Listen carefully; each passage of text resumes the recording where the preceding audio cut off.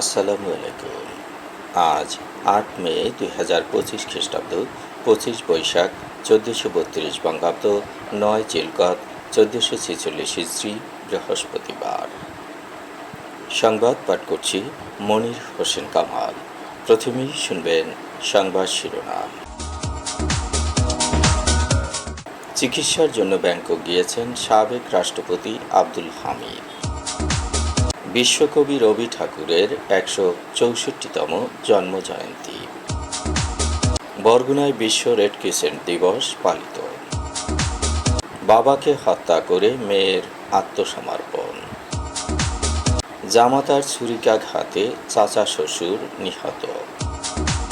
পটুয়াখালীতে আবারও এক কিশোরীকে সংঘবদ্ধ ধর্ষণ।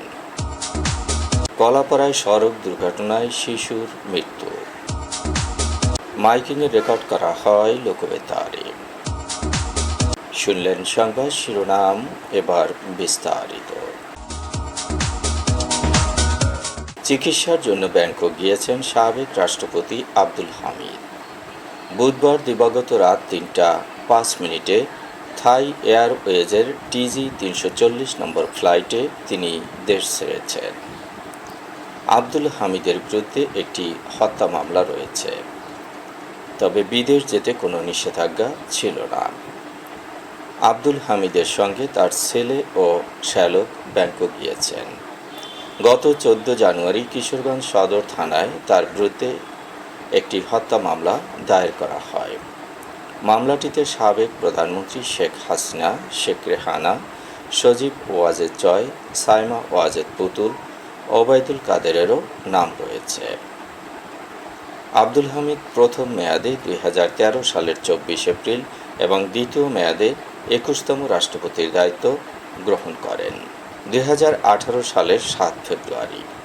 ১৯৯৬ সাল থেকে ২০০১ সাল পর্যন্ত ডেপুটি স্পিকারের দায়িত্ব পালন করেন আব্দুল হামিদ। নবম জাতীয় সংসদের স্পিকার হিসেবে ২০০৯ থেকে ২০১৩ সাল পর্যন্ত দায়িত্ব পালন করেন তিনি। আজ ২৫ বৈশাখ, বাংলা সাহিত্যের নক্ষত্র পুরুষ বিশ্বকবি রবীন্দ্রনাথ ঠাকুরের ১৬৪তম জন্মজয়ন্তী। ব্রিটিশ ভারতের কলকাতার জোড়াসাঁকোর বিখ্যাত ঠাকুর পরিবারে তার জন্ম ১২৬৮ সনের ২৫ বৈশাখ। কবি ছিলেন বাবা মহর্ষি দেবেন্দ্রনাথ ঠাকুর এবং মা সারদা সুন্দরী দেবীর চতুর্দশ সন্তান। তিনি তার গীতাঞ্জলি কাব্যগ্রন্থের জন্য ১৯১৩ সালে নোবেল পুরস্কার পেয়ে বাংলা ভাষা ও সাহিত্যকে বিশ্ব সাহিত্যের অঙ্গনে প্রতিষ্ঠিত করেছিলেন। তার গান আমার সোনার বাংলা, আমি তোমায় ভালোবাসি আমাদের জাতীয় সঙ্গীত। বরগুনা জেলা শিল্পকলা একাডেমির আয়োজনে আজ তার জন্মজয়ন্তী পালিত হয়েছে। র্যালি, আলোচনা, কেক কাটা ও বিভিন্ন প্রতিযোগিতার মাধ্যমে বরগুনায় আজ বিশ্ব রেড ক্রিসেন্ট দিবস পালিত হয়েছে। বরগুনা জেলা রেড ক্রিসেন্ট ইউনিট দিবসটি পালন করেছে।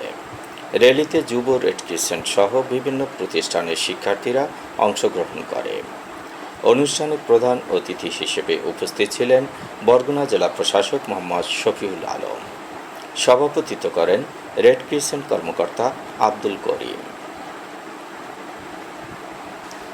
বাবাকে হত্যা করে থানায় আত্মসমর্পণ করেছে মেয়ে। আব্দুল সাত্তার নামে ওই ব্যক্তিকে ভাতের সঙ্গে ঘুমের ওষুধ খাইয়ে অচেতন করে ধারালো অস্ত্র দিয়ে কুপিয়ে হত্যা করেছে তার নিজের মেয়ে। পরে মেয়ে জান্নাত জাহান শিফা নিজেই জরুরি সেবা ৩০০ নম্বরে কল করে বাবাকে হত্যার কথা জানিয়ে বাসায় পুলিশ আসতে বলেন। পুলিশ ঘটনাস্থল থেকে নিহতের লাশ উদ্ধার এবং ঘাতক মেয়েকে আটক করে থানায় নিয়ে যায়। আজ ভোররাতে সাভার পৌর এলাকার মজিদপুর কাঁঠালবাগান মহল্লার আব্দুল কাদেরের মালিকানাধীন নূর মোহাম্মদ ভিলার ৫ম তলার ফ্ল্যাটে এ হত্যাকাণ্ডের ঘটনাটি ঘটেছে। নিহত আব্দুল সাত্তার নাটোর জেলার সিংড়া থানার ভগা গ্রামের আব্দুর রশিদের ছেলে। ২০২২ সালে নাটোরের সিংড়া থানায় বাবার বিরুদ্ধে ধর্ষণের মামলা করেছিলেন মেয়ে জান্নাত। সেই মামলায় দীর্ঘদিন জেল খেটে বের হয়ে আবারও মেয়ের সঙ্গে সাভারে ভাড়া বাসায় বসবাস শুরু করেন আব্দুস সাত্তার।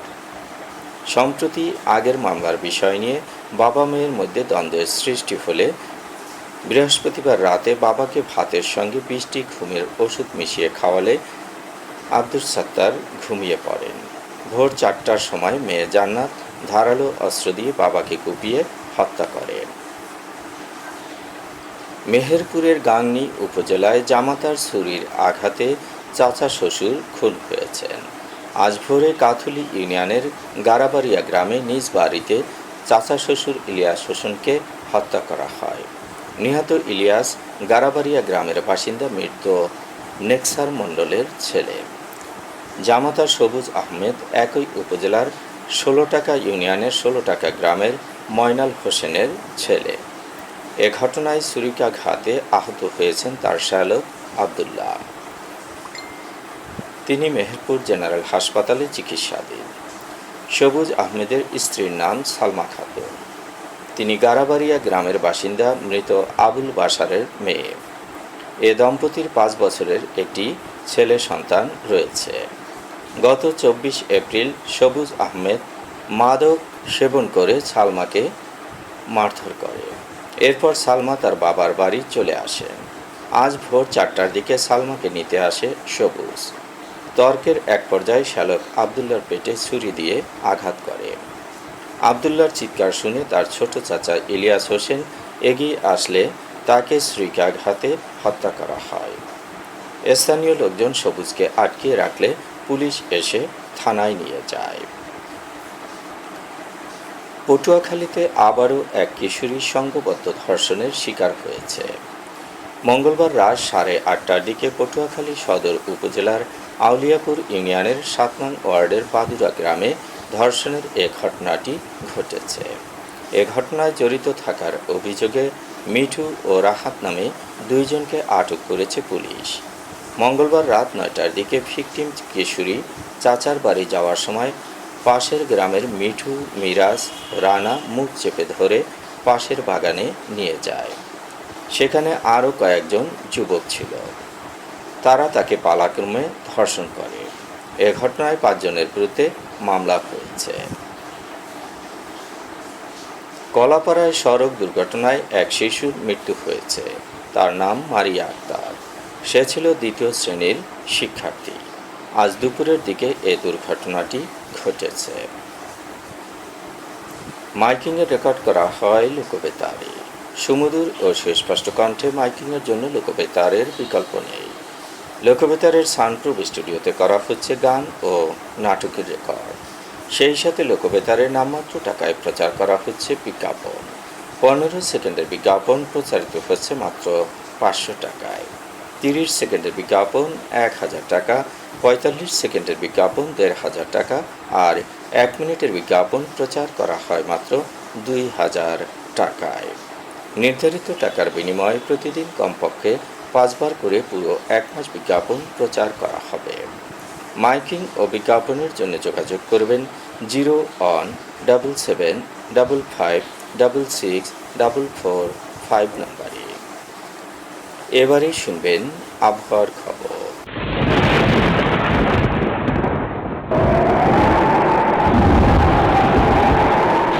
পশ্চিমা লঘুচাপের বর্ধিতাংশ পশ্চিমবঙ্গ এবং তার আশপাশের এলাকায় অবস্থান করছে।